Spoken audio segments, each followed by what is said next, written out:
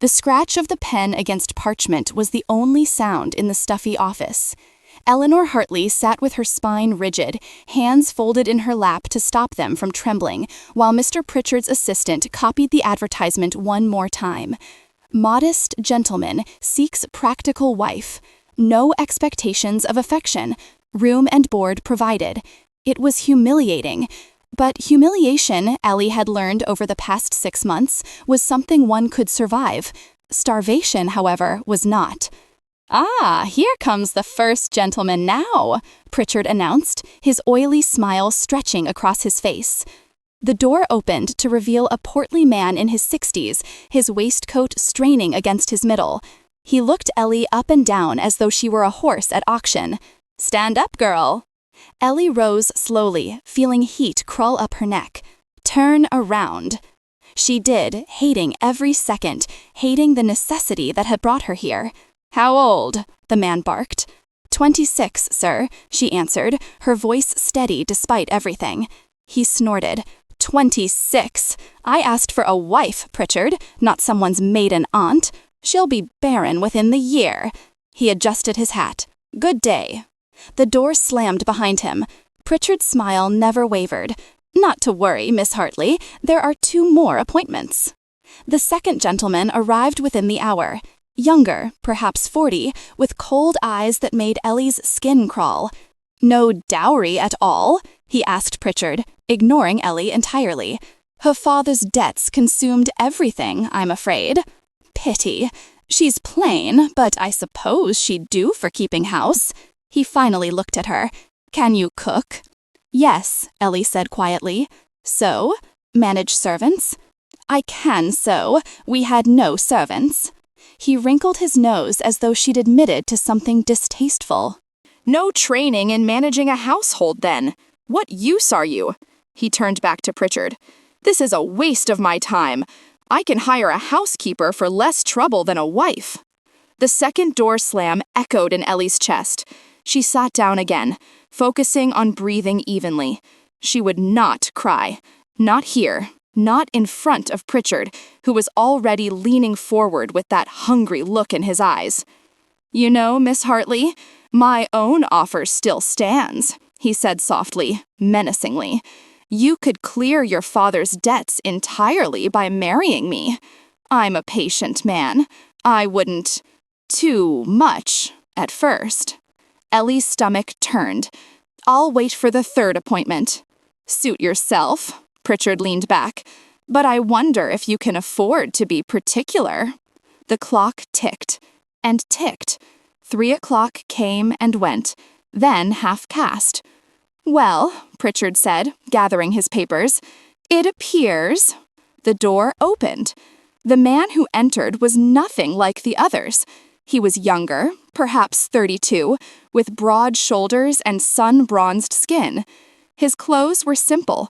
A brown coat, plain waistcoat, working man's trousers, but clean and well-maintained.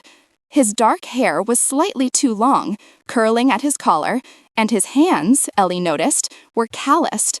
A farmer, then. An actual farmer. "Mr. Thornton," Pritchard said, his tone notably cooler, "you're late." "The roads from Kent are poor this time of year," the man replied. His voice was deep, educated in a way that surprised Ellie. He turned to her, and she found herself looking into steady gray eyes. "Miss Hartley?" She nodded, unable to find her voice. He pulled out the chair beside her, not across from her, she noted, and sat. "I apologize for keeping you waiting. That was discourteous." "It's quite all right," Ellie managed. "Shall we be frank?" James Thornton asked, looking between her and Pritchard. "I assume you've explained my situation?"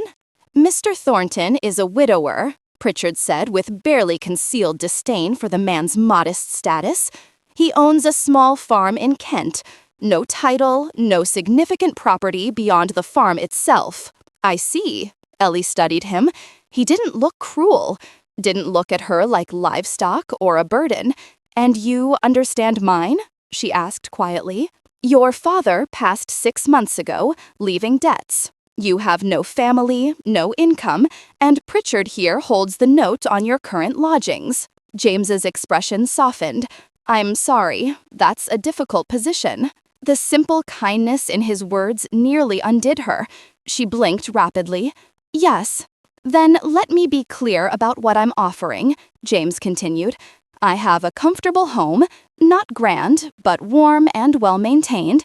You would have your own room, adequate food, and no interference in how you spend your days.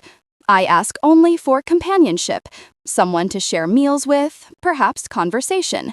I'm gone much of the day seeing to the farm. You don't, Ellie hesitated. You're not expecting a traditional marriage? Something flickered across his face. Old pain, quickly hidden. I'm expecting honesty, Miss Hartley. I won't lie and say I'm offering a love match, but I am offering respect and safety and a life free from poverty. If that appeals to you, I'd be glad of your company. Ellie looked down at her worn gloves, at the faded dress she'd tried to make presentable. She thought of Pritchard's leering smile, of the landlady's increasingly hostile reminders about overdue rent, of the gnawing hunger that had become her constant companion. She thought of this man's steady eyes and honest words. It appeals to me, she said. Then shall we proceed? James looked at Pritchard. The contract was simple. Marriage, legal and binding. James Thornton would assume responsibility for her father's debts. Eleanor Hartley would reside in his home as his wife. No mention of affection or heirs or any of the usual romantic notions. Ellie signed her name in careful script. James signed below, his handwriting surprisingly elegant. Well, Pritchard said, looking disappointed by the tidy conclusion, I'll file this with the magistrate tomorrow. You're legally bound now, for what it's worth. It's worth a great deal, James said quietly, offering Ellie his arm. Shall we go home, Mrs. Thornton? Mrs. Thornton. The name felt strange, but not unpleasant. Yes, she said, taking his arm. Let's go home. The carriage waiting outside was simple but well sprung, drawn by 2 healthy horses. James helped her in with careful courtesy, then climbed up beside the driver. You don't have to sit up there, Ellie called. You've had a difficult day, he replied. Thought you might appreciate the quiet. It was considerate, unexpectedly so. As London's streets gave way to countryside, Ellie watched the landscape change through the window. Green fields, rolling hills, the late summer sun turning everything golden. It was beautiful. She'd forgotten there was beauty in the world. They stopped once at a coaching inn. James brought her tea and bread, refusing to let her pay. You're my wife now, he said, simply. It's my responsibility. I can contribute, Ellie said. I can sew, I can... Later, James interrupted gently. For now, just rest. You look exhausted. She was, exhausted down to her bones. She sipped the tea gratefully. By the time they reached Kent, the sun was setting. The farmhouse appeared over a small rise, a 2-story stone building with a thatched roof and climbing roses around a door. Warm light glowed from the windows. It's lovely, Ellie said, surprised. It's home. James helped her down from the carriage. Come, I'll show you around. Inside, the house was clean and comfortable. Not grand, no marble floors or crystal chandeliers, but there were rugs on the wooden floors, sturdy furniture, and everywhere books, shelves of them, lining the walls. You read? Ellie asked. Guilty pleasure, James said with a small smile. Do you? I used to. Before, she touched the spine of a volume. We had to sell most of our books. These are yours now too, he said. Read whatever you like. He showed her the kitchen, well stocked, with copper pots hanging in neat rows, and then upstairs to 2 bedrooms. This is yours, James said, opening the door to a room with a large bed, a wardrobe, and a window overlooking the garden. Mine is across the hall. You can lock the door if you prefer. You'd give me a key? Eleanor, he said, and it was the first time he'd used her given name. I meant what I said. This is about respect. You're safe here. Something tight in her chest loosened, just a fraction. Thank you, she whispered. James nodded. Rest tonight. Tomorrow we'll figure out how this works. He closed the door softly behind him, and Ellie stood in the middle of her new room. Her room, with a lock and a soft bed and no landlady pounding on the door, and finally let herself cry. But they were different tears than the ones she'd held back in Pritchard's office. These were tears of relief. Morning arrived with birdsong and the smell of fresh bread. Ellie woke disoriented, unsure for a moment where she was, before memory returned. Kent, the farmhouse. James, her husband. She dressed quickly in her other worn dress. She'd have to make it last until she could afford fabric, and went downstairs. James was already in the kitchen, pulling a loaf from the oven. "You bake?" Ellie blurted. He grinned, and the expression transformed his face. "Badly, usually, but I'm trying to impress my new wife." Despite everything, Ellie laughed. "Is it working?" Too soon to tell. He set the bread on the table alongside butter, jam, and tea. "Sit, eat, then we'll talk about how to divide responsibilities." The bread was slightly burned on one side, but it was warm and filling. Ellie ate more than was probably polite, unable to help herself. James just pushed the butter closer. "There's always more. You don't have to ration here." Over breakfast, they worked out a system. Ellie would handle the house and cooking. "God knows I'm terrible at both," James admitted. And he would manage the farm and the business side of things. "What do you grow?" Ellie asked. "Wheat, mostly. Some barley. We have a small orchard that does well." He hesitated. "I also invest in other ventures. Property, shipping, that sort of thing. It keeps the farm profitable." It seemed odd for a simple farmer, but Ellie dismissed the thought. Perhaps he was just clever with money. The days developed a rhythm. James left early to work the fields, and Ellie discovered that managing a household when you actually had food and supplies was almost enjoyable. She cooked simple meals, mended linens, and slowly began to make the house feel like her own. On the third day, an elderly woman appeared at the door with a basket. "You must be the new Mrs. Thornton," she said cheerfully. "I'm Beatrice Dawson from the neighboring farm. Thought I'd bring you some welcome." Inside the basket were eggs, fresh herbs, and a small pot of honey. "This is too generous," Ellie protested. "Nonsense. James is a good man, best landlord in 3 counties. We're glad he found someone." "Landlord?" Mrs. Dawson blinked. "Well, yes, dear. He owns most of the land around here. Didn't he mention?" "He said he had a farm." "Oh, he does work his own land, stubborn man, but he owns half the properties in Kent." Mrs. Dawson smiled. "Fair rents, always willing to negotiate if times are hard. My Herald says we're lucky to have him." After Mrs. Dawson left, Ellie stood in the kitchen thinking. Owns half the properties in Kent, invests in shipping, books everywhere, those elegant table manners. Who exactly had she married? That evening over dinner, she watched James more carefully. The way he held his fork, the precise way he spoke, the confidence in his bearing. This was not a man raised to farming. "You're staring," James said, amused. "I'm observing," Ellie corrected. "Mrs. Dawson says you're a landlord." "I own some properties, yes." "And you invest in shipping?" "Among other things." He met her eyes. "Does it matter?" "I suppose not," Ellie said slowly. "I just wonder why you needed to advertise for a wife. Surely a man of property could find someone more suitable." Pain flickered across his face. "I tried suitable once. It didn't end well." "I'm sorry, I shouldn't have pried." "No, it's a fair question." James set down his fork. "I was engaged once, several years ago, to a woman I thought loved me. Turns out she loved the idea of me, the money, the status. When she discovered I wasn't the fantasy she'd built in her head, she left, rather publicly." "That's terrible." "It was instructive," James said with a bitter smile. "Taught me that honesty is better than romance. At least you were honest about why you needed this marriage. No pretense, no false declarations of love." Ellie felt an odd pang in her chest. "No," she agreed quietly. "No false declarations."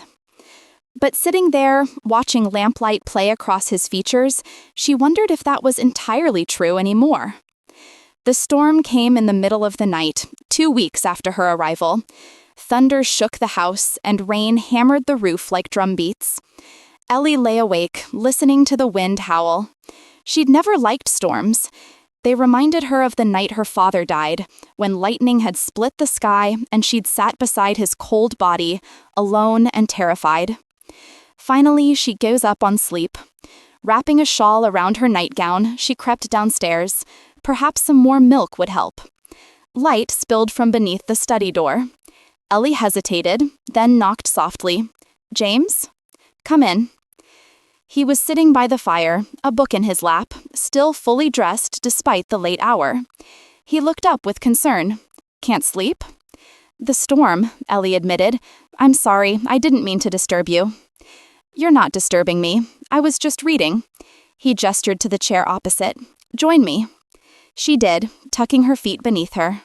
The fire was warm, the study cozy despite the storm raging outside. "What are you reading?" she asked. James showed her the cover. "Byron, probably not suitable for polite company. Good thing I'm your wife, not polite company." He laughed, a real laugh, surprised and genuine. True enough. He set the book aside. "Why do storms bother you?" "My father died during one. I was alone with him."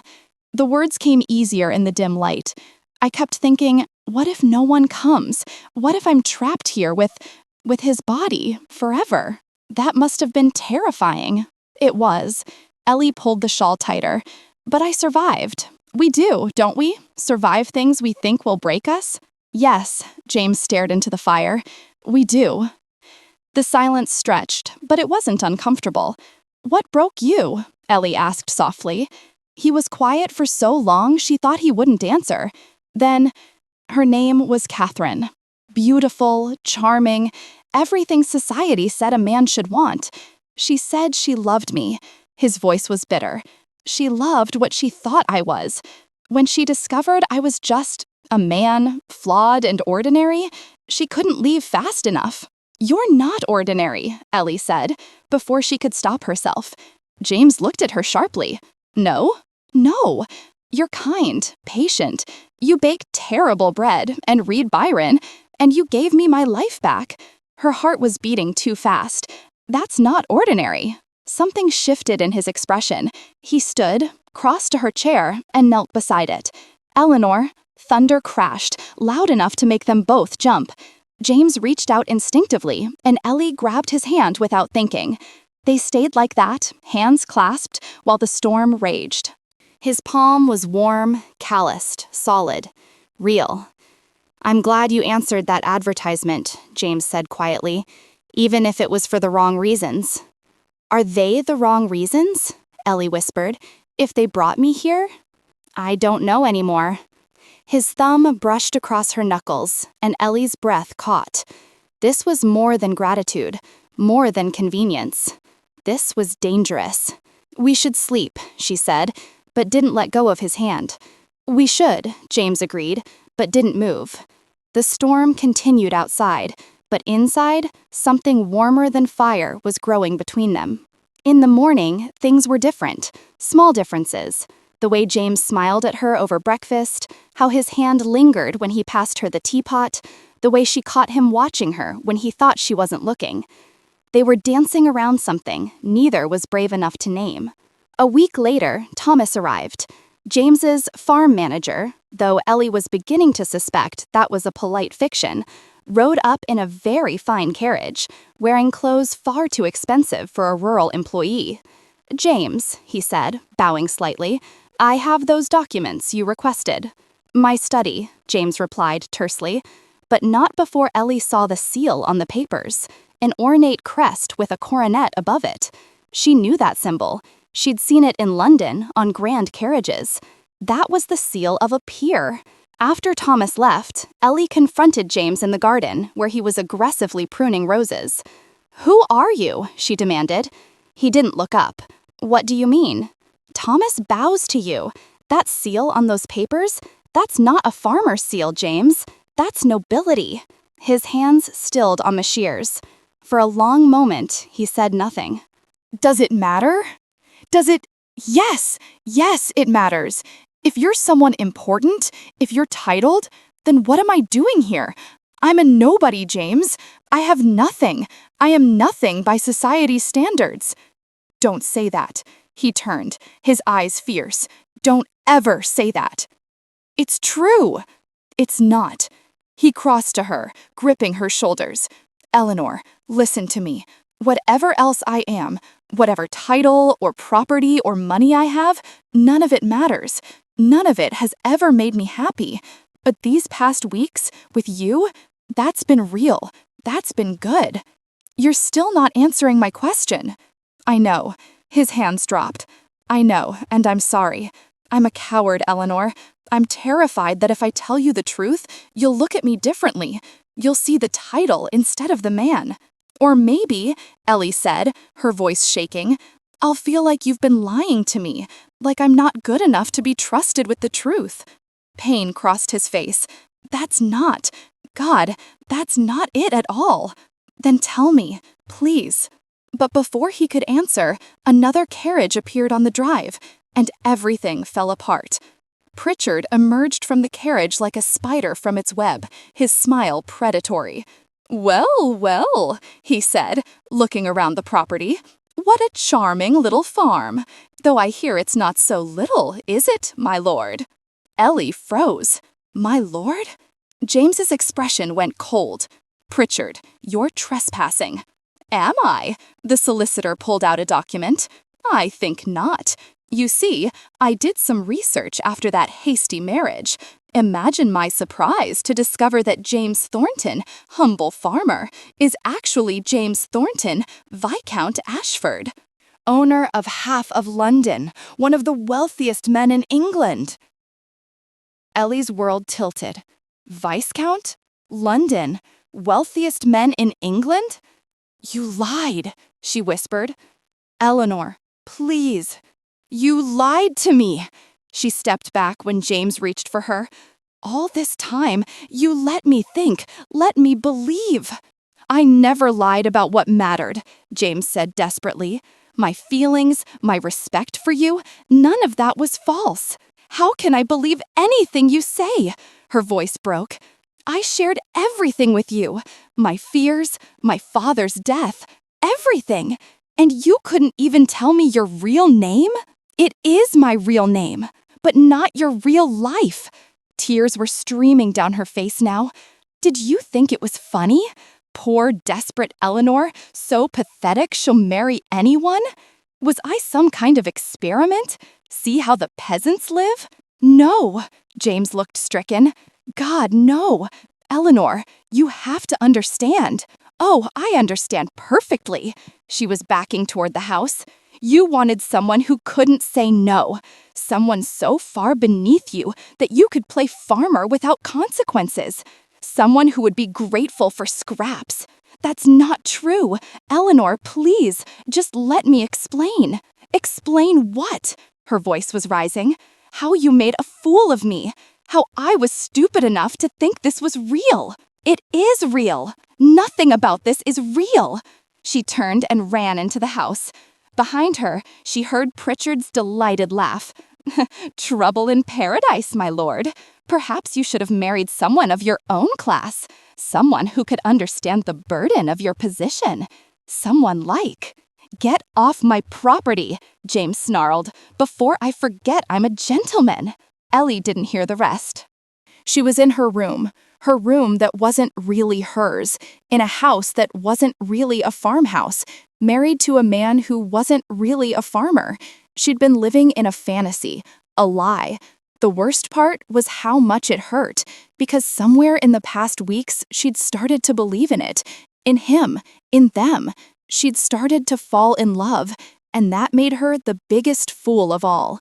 She cried until she had no tears left. Then she stared at the ceiling, trying to figure out what to do next. The contract was legal. She was bound to him, but she couldn't stay here, living this lie. A soft knock on the door.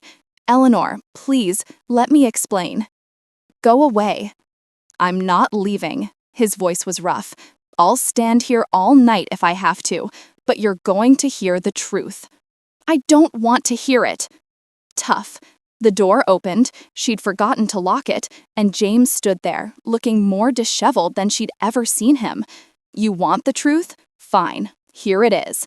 Yes, I'm Viscount Ashford. Yes, I own property in London. Yes, I have money and title and all the things society thinks matter. And you hid it from me? I did. He came into the room, ignoring her protests. Because Catherine didn't want me. She wanted the Viscount, the title, the fantasy. When she discovered I was just a man, that I like farming and books and quiet evenings instead of balls and opera and society nonsense, she was disgusted. She said I was wasting my potential, that I was a disappointment. Ellie's anger wavered. James? So yes, I hid who I was because I wanted someone who would see me. The actual me, not the title or the money or the ridiculous expectations. His voice cracked. And then you walked into that office, all dignity and courage despite everything Pritchard and those bastards put you through, and you looked at me, plain, simple James, and you said yes. You saw me, Eleanor. Just me. But it was built on a lie. Was it? He sat on the edge of her bed, keeping distance between them. Was anything we shared false? The conversations, the laughter, the storm that night? Was any of that a lie? You still should have told me. I know, you're right. I was a coward. He looked at her with those steady gray eyes. I kept waiting for the right moment, and I was terrified. Terrified you'd look at me differently. Or worse, that you'd think you weren't good enough, when the truth is, I'm not good enough for you. Don't be ridiculous. I'm not. He smiled sadly. You're braver than anyone I know. You survived poverty, humiliation, loss. You held your head high when lesser people would have crumbled. And you did it with grace and kindness and humor. His voice dropped. You made me remember what it's like to be happy, Eleanor. That's worth more than all the titles in England. Ellie wiped her eyes. You should have trusted me. I know. I'm so sorry. He reached out slowly, giving her time to pull away. When she didn't, he took her hand. I'm sorry I hurt you. I'm sorry I wasn't brave enough to be honest. But I'm not sorry I married you, and I'm not sorry I fell in love with you. Her breath caught. You... what? I love you, James said simply. I think I started falling that first day, when you signed that contract with your hand shaking but your head held high. And I kept falling. Every conversation, every smile, every moment you trusted me with pieces of yourself. He squeezed her hand. I love you, Eleanor, not because of the contract, not because of convenience, because you're extraordinary and kind and real, and you make terrible tea.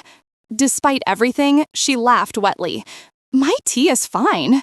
It's awful, but I drink it anyway because you made it for me. He smiled. Stay, please. Not because you have to, not because of some legal document. Stay because you want to, because maybe, someday, you might love me back. Ellie looked at their joined hands, at this man who'd saved her, who'd respected her, who'd made her feel valued for the first time in years, who'd been terrified of losing her. I already do, she whispered. James's eyes widened. What? Love you. I already do. She met his gaze. I've been trying not to, because it seemed foolish to love someone who married me out of convenience. But I do. I love that you bake terrible bread and read Byron, and you're kind to your tenants. I love how you listen when I talk, like what I say matters. I love, she swallowed. I love you, James, whoever you are, farmer or viscount or... He kissed her. It was nothing like the chaste brushes of lips they'd shared before. This was desperate, hungry, a declaration without words. His hands cupped her face like she was something precious, and Ellie melted into him, all her anger dissolving into relief and want and love. When they finally broke apart, both breathing hard, James rested his forehead against hers. Marry me again, he murmured. We're already married. Not really. That was a contract, a transaction. He pulled back to look at her. Marry me for real, in a church with flowers and witnesses and vows that mean something. Marry me because you love me, not because you needed to survive. What about the contract? James pulled the document from his pocket, creased and worn from carrying, and tore it in half. What contract? Ellie laughed, fresh tears spilling over. You're mad. About you? Absolutely. He kissed her again, softer this time. Say yes, Eleanor. Be my wife, my viscountess, my love. Be the person who called me out when I'm being stupid and drinks terrible tea with me and makes this enormous, empty life I've been living feel like home. Yes, she whispered against his lips. Yes, you impossible man. I'll marry you again, as many times as you want. Once more should do it, he grinned, though I reserve the right to renew my vows regularly, just to keep reminding you that you're stuck with me. Stuck with a viscount, Ellie said, testing the words. That will take some getting used to. Then we'll take it slowly. Keep the farm, spend most of our time here. We'll go to London when necessary. But this, he gestured around the simple room, this is real. This is us. Promise? Promise. He kissed her forehead, her cheeks, her lips. I love you, Eleanor Thornton, in farmhouses and manor houses and everywhere in between. I love you too, she said, and meant it with everything she was. Outside, the sun was setting over the Kent countryside, painting everything gold. But inside, wrapped in each other's arms, Eleanor and James had found something worth far more than titles or money or social standing. They'd found home. 3 months later, they married again in the village church. Mrs. Dawson cried through the entire ceremony. Thomas served as witness, grinning broadly. And when the vicar pronounced them husband and wife, again, James kissed his bride like it was the first time, and Eleanor kissed him back like it would be the last. It wouldn't be, of course. They had a lifetime of kisses ahead of them. Eleanor Thornton, who'd signed a contract expecting nothing but survival, had found something she'd stopped believing in: love, real and true and hers. And James, who'd hidden behind a lie because he was afraid of being hurt, had learned that sometimes the greatest risk brought the greatest reward. They spent their days between Kent and London, equally comfortable in both worlds. Eleanor discovered she was rather good at managing a grand household when she chose to, and James discovered he rather liked having someone to share his life with. But their favorite moments were still the quiet ones: evenings by the fire, terrible tea and slightly burnt bread, and the absolute certainty that they'd found something rare and precious: each other.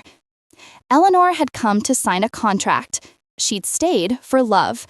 And that, she thought, as James pulled her close one evening, the Kent countryside spread before them like a promise, made all the difference.